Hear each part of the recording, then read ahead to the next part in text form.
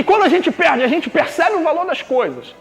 Esse menino, ele tinha conforto, ele tinha pai, ele tinha segurança, ele tinha o seu gado, ele tinha a sua herança prometida, tinha comida, tinha tudo. Então é normal para quem tem tudo achar que a grama do vizinho é sempre mais verde. A cabeça dele, como um jovem novo, ela está nessa coisa da descoberta do mundo. Então a gente começa a criar certas expectativas de que as coisas são boas, as coisas do mundo talvez são extremamente prazerosas, e que talvez viver dentro desse limite da família, viver dentro dessa casa do pai, e permanecer diante das rédeas do pai, permanecer dentro dos parâmetros dessa religião do pai, permanecer dentro da Assembleia de Deus da Jacutinga, talvez seja meio que limitador para a gente. E aí isso desperta na gente uma expectativa de talvez viver fora desses limites, fora desses parâmetros, seja meio que prazeroso. E a gente não pesa que a gente tem herança, que a gente tem conforto, que a gente tem um pai, que a gente tem um Deus, que a gente tem pastor, a gente não pesa nada disso. A gente só olha que o mundo tem coisa boa. E o filho pródigo caiu nessa história. Ele tinha pai, tinha tudo. Então ele pensa o seguinte: pô, minha vida está enjoada. Porque eu tenho pai a hora que eu quero, porque eu tenho um conforto a hora que eu quero, mas eu preciso de mais coisas, eu sou novo. Talvez eu esteja me sentindo meio limitado dentro desses limites religiosos do meu pai.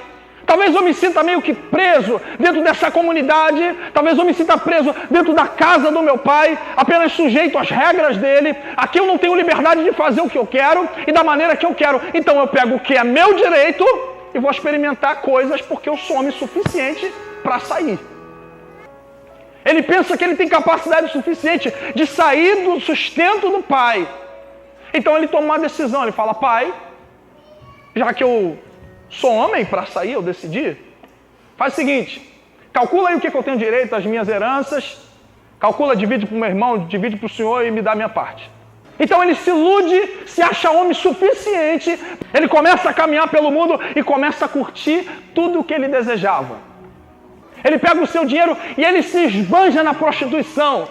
Esse garoto deve ter se esbanjado na sua vida de prazer imediato. Deve ter se prostituído. Deve ter saído com as mulheres que queria. Deve ter bebido, deve ter ficado alcoolizado e ter feito inúmeras coisas. Porque agora ele se sente homem. Sabe o que ele sente agora, pastor? Agora eu tenho condições, agora eu sou homem suficiente porque eu tenho dinheiro, eu tenho como me manter. Por que o mundo é um prazer viciante? Porque ele não te completa. E por não te completar, o prazer tem um fim, então você se torna escravo dele. Uma vez que você usa drogas e o efeito da drogadição passa, você tem que usar de novo. A presença de Deus é diferente. Você sente ela aqui, tu vai para casa, ela está contigo. Tudo é diferente. Só que esse menino não, ele se torna escravo do prazer.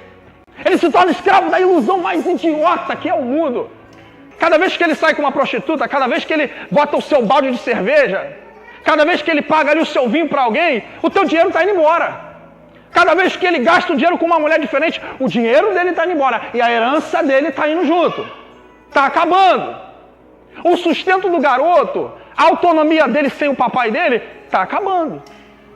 O dinheiro está acabando, mas o orgulho de falar assim: eu sou homem, eu saí da casa do meu pai, para lá eu não volto. A cidade onde ele está morando começa a quebrar, porque a Bíblia diz que começa a sofrer uma crise econômica, começa a sofrer fome e ele padece necessidade.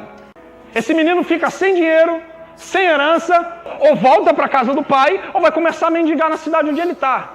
Ao invés dele, quando acaba a herança, voltar para a casa do pai, ele vai procurar emprego.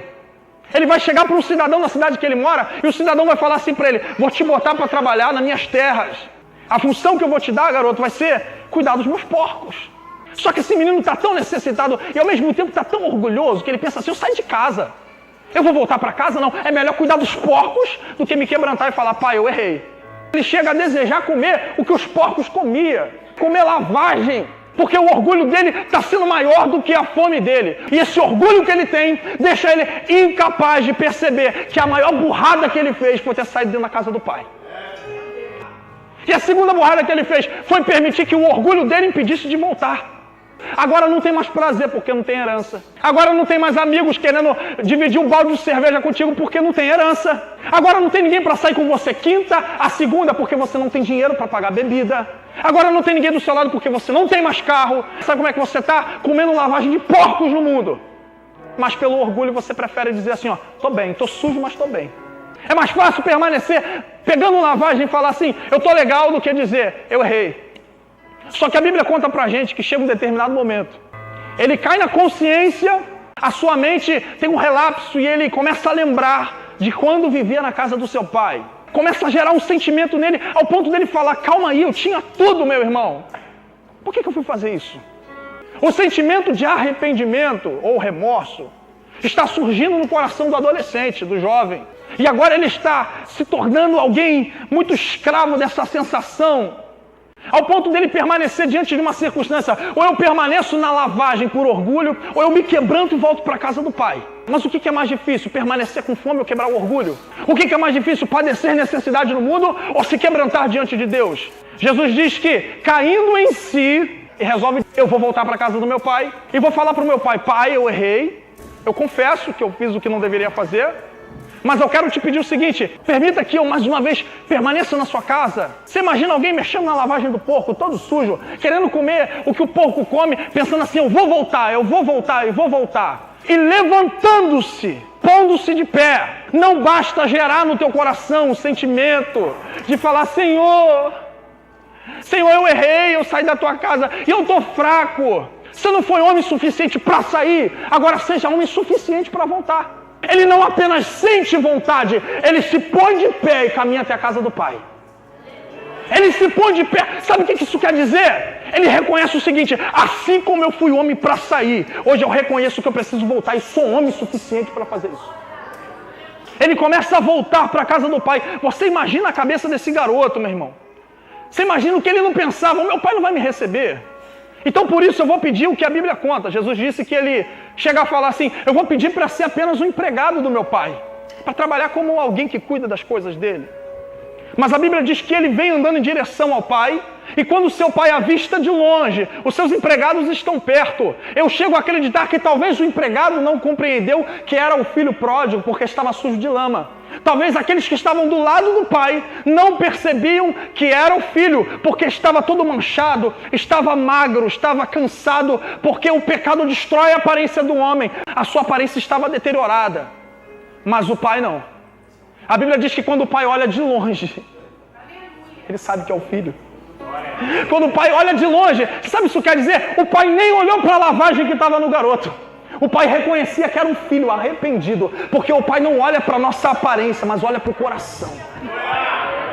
Deus não está hoje aqui olhando se suas vestes estão sujas porque um dia você escolheu sair. Deus está observando se o teu coração é capaz de se arrepender e voltar para o aprisco.